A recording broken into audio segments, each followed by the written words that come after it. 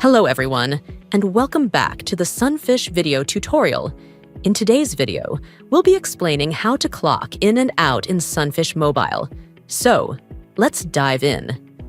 Once you've logged into SunFish Mobile, you'll land on the home page.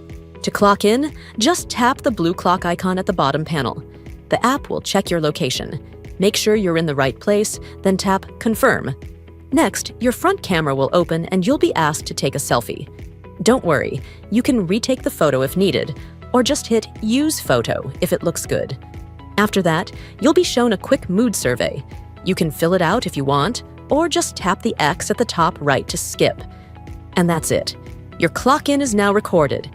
You can check it by scrolling to the panel just below your profile picture. At the end of your workday, just tap Clock Out and repeat the same steps. You can clock out multiple times, but only your last clock out will be saved in the system.